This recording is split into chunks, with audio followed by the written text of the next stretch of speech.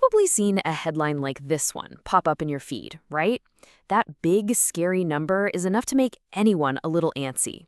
So, is the housing market actually crashing? Are we headed for another disaster? Well, let's break it down and see what's really going on. Yeah, this is the question, isn't it? It's on a lot of our minds. After the wild ride of the last few years with record-breaking prices, it's easy to wonder, is this 2008 all over again?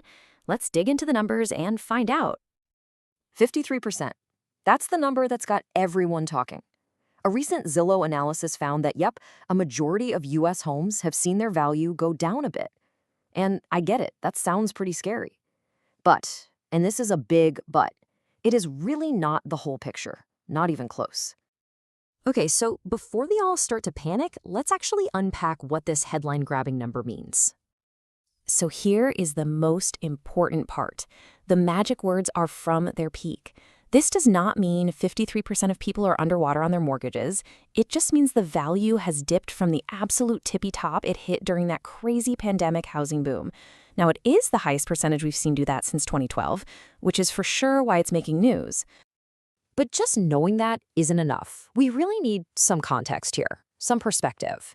So let's see how this little dip today compares to, the big one. And to do that, there's this term we need to know: drawdown. Sounds kind of technical, but it's super simple. It's just the drop in value from the highest point, the peak, down to its lowest point, the trough.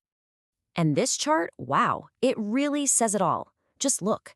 Back in 2012, after the big crash, the average drawdown was a massive 27%. Compare that to right now, we're sitting at 9.7%. It's a dip, for sure, but it is nothing, and I mean nothing, like what we saw back then.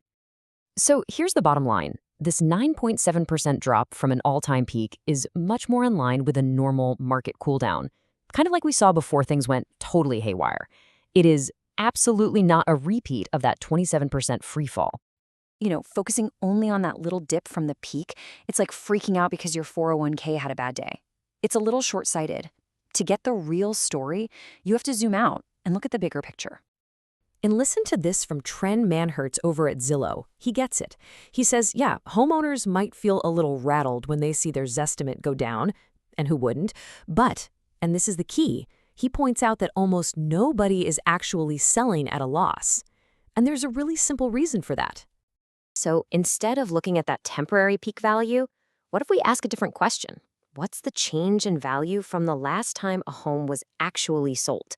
Because that's where you find the real, honest-to-goodness equity people have built up. And the answer to that question brings us to this number, 67%. Let that sink in. For the typical home, its value is up 67% from when the current owner bought it.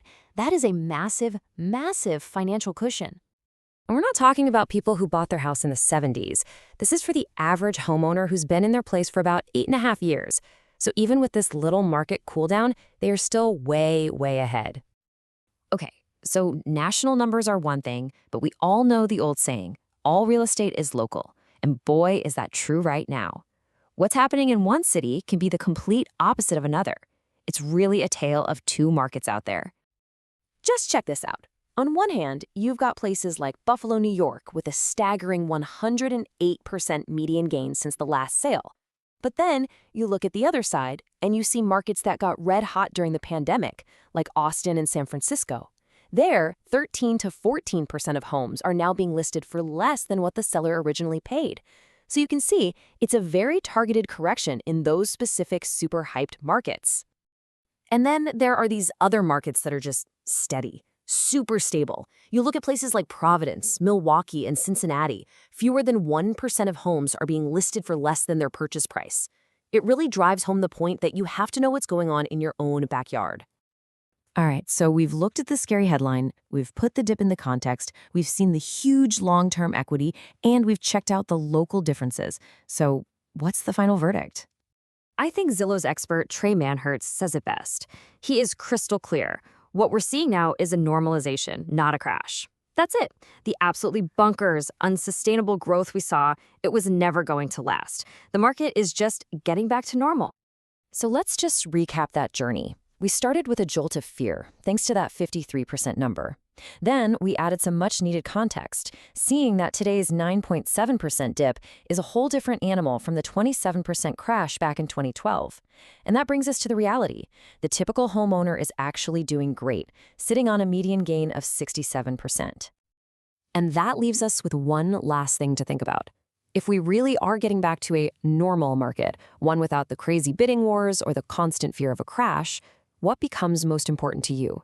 Is it all about interest rates, neighborhood stability, or are you just playing the long game for value? Definitely something to chew on.